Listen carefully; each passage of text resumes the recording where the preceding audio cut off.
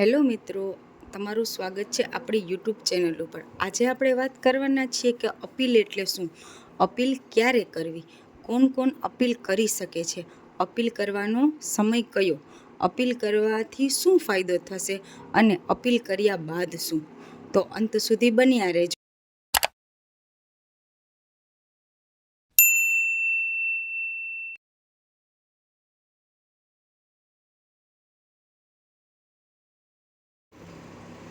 Appeal એટલે શું? Appeal એટલે કે એક એવું પ્લેટફોર્મ તમારી માટે છે જે તમારી સાથે થયેલ અન્યાયને તમે બતાવી શકો છો। અપીલમાં તમારી સાથે થયેલ અન્યાયને તમે તમારા પુરાવા સહિત તમે રજૂ કરી શકો છો। અપીલ ક્યારે કરવી? અપીલ જ્યારે તમારું નામ રિજેક્ટ લિસ્ટમાં હોય, વેઇટિંગ લિસ્ટમાં હોય, જે હોવું ના જોઈએ, જો કોઈ કારણસર રિજેક્ટ તે લોકોએ કરવામાં આવ્યું છે જે અમાન્ય છે, ત્યારે તમે અપીલ કરી શકો છો। કોણ કોણ અપીલ કરી શકે છે? તો જે બહેનો સાથે અન્યાય થયેલો છે તે બધા બહેનો અપીલ કરી શકે છે। અપીલ બધા કરી શકે છે। અપીલ કરવાનો સમય કયો? તો અપીલ કરવાનો સમય છે જ્યારે મેરિટ અને રિજેક્ટ લિસ્ટ આવશે ત્યારબાદના 10 દિવસ। અપીલ કરવાથી શું ફાયદો થશે?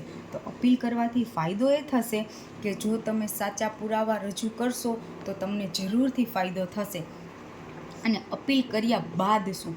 અપીલ કર્યા બાદ તમને રૂબરૂ મુલાકાતમાં બોલાવવામાં આવશે અને તમારી બધી વાત સાંભળવામાં આવશે।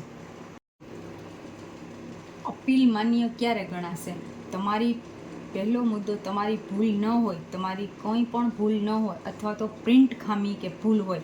આનો મિનિંગ આ થશે કે તમે જ્યારે પણ ફોર્મ ભરેલું છે ત્યારે તમે તમારા બધા ડોક્યુમેન્ટ, બધી માહિતી અપલોડ કરેલી છે, બતાવેલી છે, પણ તે લોકોને તમારા પ્રિન્ટમાં બતાવ્યું નથી અને તમને એ કારણસર રિજેક્ટ લિસ્ટમાં નાખી દીધેલા છે, તો તમારી ભૂલ નથી, ત્યારે તમે અપીલ કરી શકશો અને માન્ય પણ ગણાશે।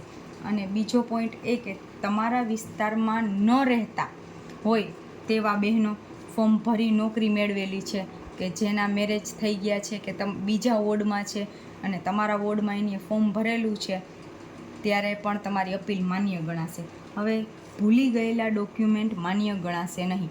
જ્યારે પણ તમે ફોર્મ ભરવા સમયે તમે કોઈ પણ ડોક્યુમેન્ટ ભૂલી જ ગયા છો, અપલોડ નથી કર્યા, ત્યારે પણ તમારી અપીલ માન્ય ગણાશે નહીં, પણ તમે અપીલ જરૂર કરજો। રૂબરૂ મુલાકાતમાં પણ તમને બોલાવવામાં આવશે અને તમારી વાત સાંભળવામાં આવશે। હવે હું તમને આગળ લઈ જાઉં છું એક મહત્ત્વનું કાગળ ડોક્યુમેન્ટ બતાવવા માટે।